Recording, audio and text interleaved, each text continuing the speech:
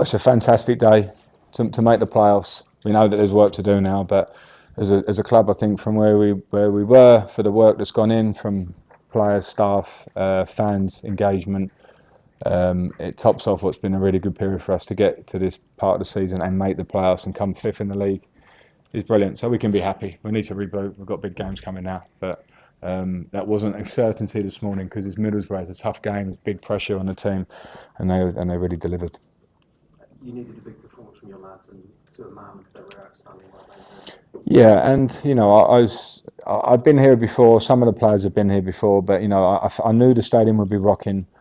I didn't need to overbuild it up for them to give them too much from me, a big motivational speech and all those things. I said some things, but it was more calm, because what we've been doing at the CBS is playing really well against good teams. So, we went through the game plan. The players are good with that. They try and, go and do what we want to do. And they did it against a good opposition. And some moments in the second half, some nervy moments, big individual moments, Ben Wilson, Kitch, Bobby, defensively. And we had enough chances clearly to win the game. You scored at a really good time. You had some chances before that. You scored a really good chance at the time, didn't you? Because half time that changes the whole complexion of the team talking the opposition camp. Yeah, for sure. They needed to win. It's calmed down nerves. It made half time easier for me. We were understanding the other results. But we knew if we did our business today, we would get the job done. And I think it was more a case of, it was quite simple half time, focus, manage the game and keep giving it to Tats on the right wing because he was flying. And him and Milan and Rudy when he was on that side was a real problem. So we tried to do that. It didn't really develop so much in the second half, but some small details. But it was a good feeling for us to get that goal, of course. And Rudy's 2 goals, fantastic midfield performance again, man after your own heart really, about that performance. Well, yeah, outstanding, energy, quality. Where I start with it really, the header's great, timing and technical. He's a fantastic header of the ball, and it's a great cross and a great finish. And he arrives. We talk a lot. I think Thursday, me and him just stayed out working on little cutbacks and finishes in different areas, and it's good because today was showing that when you do that, you score. It happens. These things happen, not always, but if you're going to do that, but he's so engaging. He wants to train. He wants to ask questions. He's an absolute dream to work with. So I'm delighted that he was the main man. You mentioned Tats, but it struck me. As well as going forward, he was a real threat. But his off the ball was outstanding as well, wasn't he? He was tracking back, defending, and getting a foot in. Tats has been incredible since I've been here, and you know what? He's a perfect example to all young wingers there. Some wingers in our club that aren't in the team, and I've worked with before.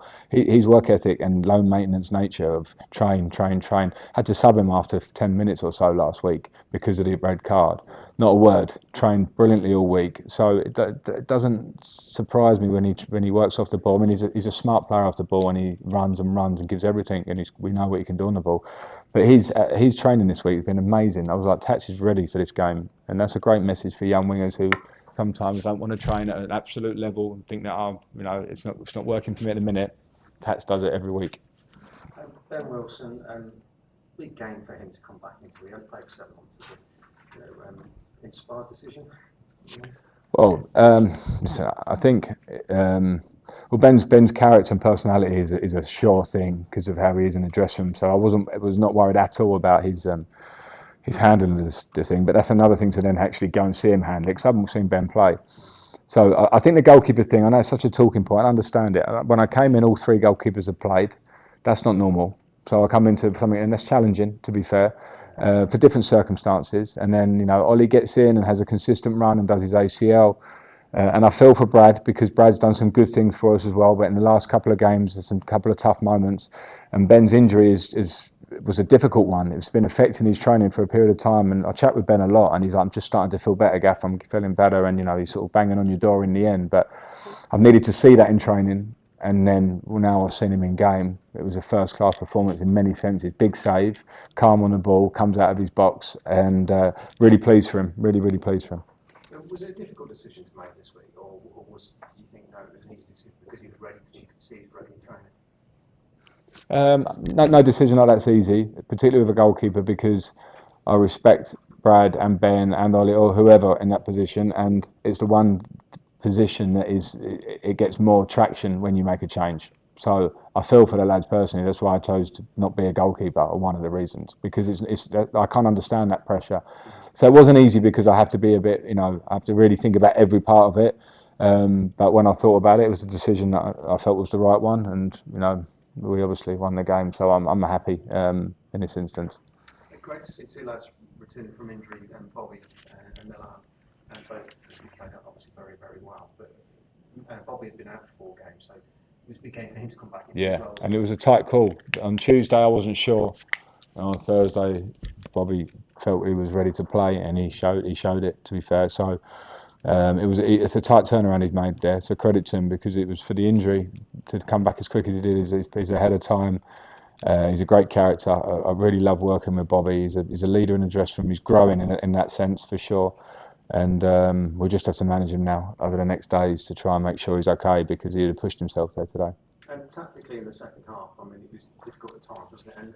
But your substitutions, particularly bringing Brandon on, I mean, that sort of helped give your team a bit of respite, didn't it? And he was a great outlet, wasn't he? Brandon was fantastic, and I was considering it in the game, and because Brandon's training this week has really stepped up. He had a bit of a chronic sort of pelvic injury, which has kept him out for 5-6 weeks. So my issues are his fitness and that, but wow, he came on and the impact was huge. Strength, hold up play, running, assist for the goal. So really, really pleased, because I need that. I need people coming in and going, here I am, and he did it for 20 minutes and obviously influenced the game. At Sunderland, in the semis, are you aware of the bitter rivalry between the two teams? Yeah, I'm aware, because I was told it quite early in my time here, but it's not my rivalry, but I am Coventry now, so it is. I have to be aware of it. But if there's that's what football's about, isn't it? A bit of rivalry, a bit of edge. Reality is we need to prepare well for the games and try and play well in them, because they're a good team. No one be fooled by 5 defeats or whatever it is. They've been in the playoffs a long time. That's not easy to manage. They've still got very good players and a way of playing, so we'll have to be at our best. But you must feel that, I mean, the atmosphere today, I mean, from your time here, is that been the best yet? And you taking that into Friday night's game, it's great to have that, isn't it? Yeah, it is. It was brilliant. It is the best yet, and that's saying something, because the last few games have been really hot here. They've been great. So yeah, I'll ask the fans again to come again for us and do it again. I'm not sure I have to ask them, but sometimes after that, could it come down? I don't think so. These fans have been brilliant, but they see today what the influence that has on the players when they do that. Players have their side of it to perform, and with passion and run and energy, and then the fans will always react to that. But yeah, if we are together like that, then it makes this place difficult to come to. Sorry, just finally, Efron and Norman, I think the 2 outstanding injuries. Have they got a chance of being? We'll see. Thanks. All right. Yeah. I know it's not that great a question, but just going back to Jack. Oh, you cut in for 36 questions. Just going back to Jack, Frank, has he been a bit of a? You've spoken once or twice in the pre-match press conferences, and you've spoken here about taking him to one side. Has he been a bit of a pet project of yours? You've seen this, potentially some more to come from it. I don't know. I'm going to give him a teacher's pet kind of vibe, aren't I? If I'm not careful, I try and give all the players the attention. I mean, I guess when a player's in a similar position to me, I can, but I have to see a much bigger picture than that. But he is a player, to give him credit, because as a coach, there's 2 things that you love. I think one is winning and getting to playoffs when you all these things today. And another is that individual improvement and engaging with a player and seeing it before your eyes. So Rudy is one that just wants to ask, wants to communicate, wants to talk about Chelsea, what happened in that year, what happened in that final, all these things. Like, constant. And then what about whereabouts in the box should I arrive? And after games, I think it was Hull away. It was like, got in the box a few times. So we look at it, we talk about it, we work on it. So I've got time for everyone like that. It's not just Rudy, but he's particularly engaging. And that's why he's got an incredible chance to have a really, really good career. He's having one now. But I mean, he's tapping into your what you've been renowned for as a player. I presume that's what you saw. Yeah, and that's not just me. It's obviously his talent, and he obviously has, I think, a bit of a name for it. But my feeling is to try and talk to him about positions to get in, to give the opposition problems. He's great between lines, and he has to be in the box. He has to arrive in the box. And this position we've got him at the minute allows him some freedom to drift off central, but he's got responsibility to arrive. But I don't have to tell him. I don't guide him every game. There's bits we talk a bit, but like, he's now at that level of player here at the minute where he's really performing, and it's great to go into the playoffs with individuals performing anywhere like what Rudy is now. Frank, can I ask you, I think it was 17 when you came. You talk a little bit about the reunification perhaps of the club, because it felt like from the outside and from occasional visitors like it was in a difficult place after Mark left, and not only have you sort of taken them up the league, but you seem like you've reunited it as well. Well, yeah, I mean, I think I was very respectful of Mark's work. No one will ever do that again, to come from League Two and bring up and get playoff final and FA Cup semi-final. So I think I was quite delicate with that, and I understand the point. If someone's been here a long time, like 7 years, it's clearly an issue and he's very loved by the fans. So I had to come in sort of, not quietly, but do my work. But I know what you mean. I didn't feel like the club was broken. It didn't feel like that in terms of reuniting it. But my feeling was just to really focus on the football. I had great support, to be fair, from Doug. I appreciate his opportunity. We work really closely. He's really hands-on. He loves it. He's got a real passion for it, which has been really refreshing. And then the squad, the lads have been great. They've been really engaging. Listen to all the things in the beginning when we were talking about defensively, we're too deep, we're too big, there's too many spaces, and they were like video that we're watching and working on the training ground and pushing, and they're great. And then they look after each other a bit, because they're quite a bouncy dressing room. They get on well and they're good pros. They come into work to work. And so all those things are really important, because they bring wins, and then wins bring feeling, and they help all the work when we made some wins. So we went on that run.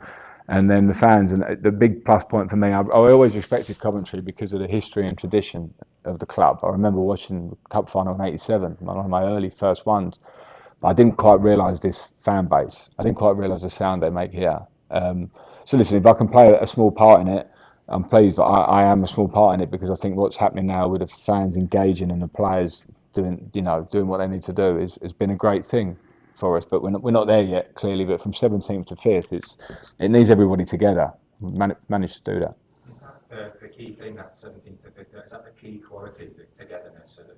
What is it that most determined this outcome from your perspective? Well, I think there's a lot of football details. I think with the squad, we were quite clear, I hope, of what we wanted to be, and quite quickly, I think they've realised that in terms of the style of the team, to be really compact and difficult to play through. And we generally have got a lot. Well, I know we've got a lot better at that. And then with the style of play, it's like we want to have possession, but we also want to have a lot of speed. I want to inject speed into our game, and I think you saw that today. That's what makes me want to watch football, not to be too slow. So I think those things. You've got to get the football bit right, and that is a big part of my job. But it needs the players, it needs my staff, the players, the people I brought in with me, Joe and Chris, and then the staff that are already here. I found it an enjoyable club to work at. So I don't say I'm getting too far out of my station here, but from this point, from 17 to 5th, is a big deal for us at this point.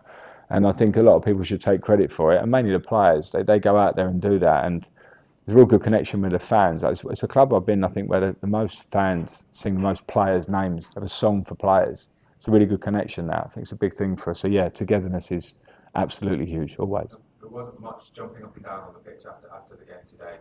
You do clearly very much focused.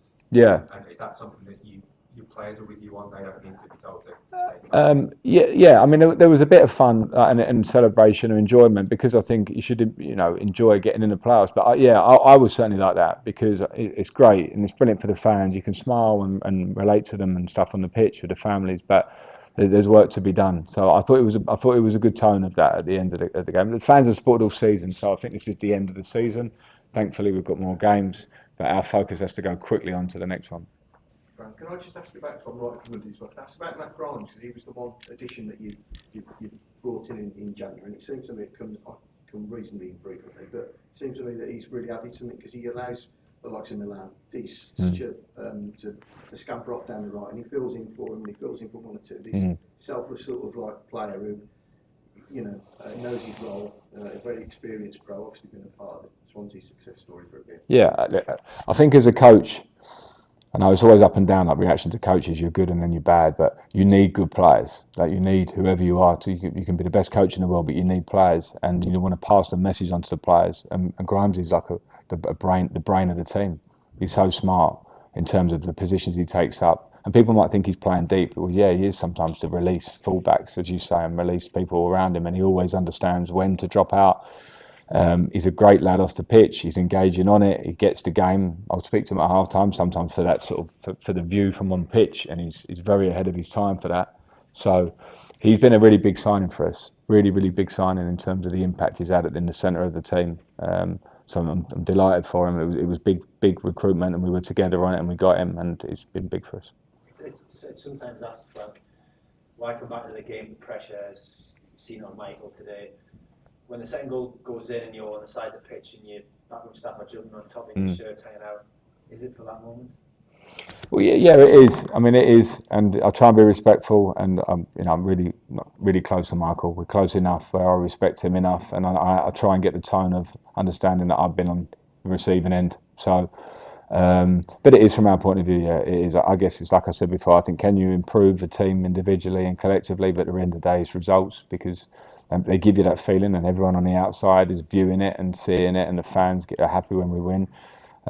So yeah, the elation is a big part. Otherwise, you'd struggle to want to do it.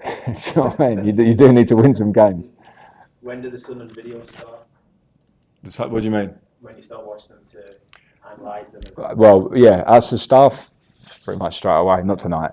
Not tonight. Not tonight. No, for sure not tonight. I mean, we played them recently, but we'll have to watch some recent games. But we played them and played well. But this will be a completely different game. But we've got a fair understanding of them. But yeah, we'll watch them closely. But it will be about us mainly, what we do.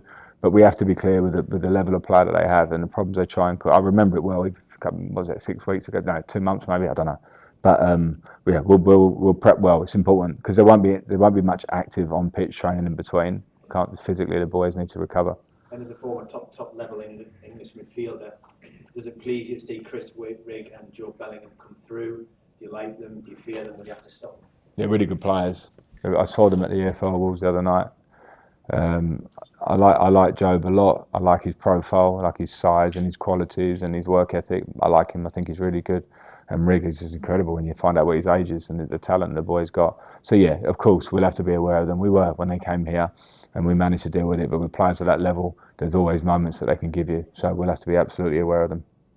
Can I just ask one on Michael, Frank, because he's the longest serving manager in the Championship, which probably says a lot about managerial lifeblood in the Championship. But he's very young, and it is his first managerial role. So he had a great high when he first came in at Borough, obviously getting the playoffs. It's been a bit stickier for him since then. But you know, is that just the life of a manager? You've got to have those downs. You've got to have those experiences. Will he benefit? You know, I'm sure he won't want to hear you, but will he benefit from days like this?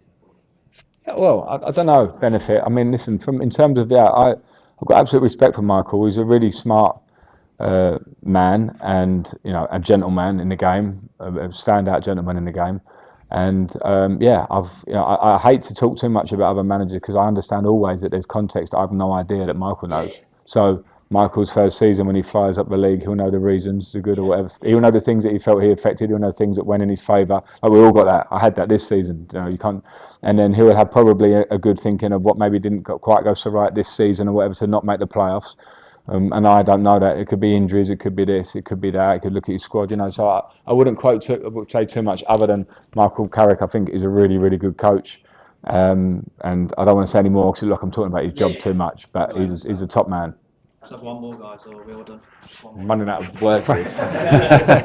Frank, obviously you've achieved everything in the game as a player, and you've been in the playoffs before as a manager. How does that compare playoffs to sort of other experience that you've had? Yeah, it compares right up there. I love the Championship. I love working in it. I love working at Derby. I love working here because of the week after week you get different styles, tough games. Things go to Plymouth and get beaten 3-1, and it's a real challenge as a coach in a lot of ways. I think the speed of the game is something a bit of a throwback to it. No VAR, I don't like that, but it brings different elements.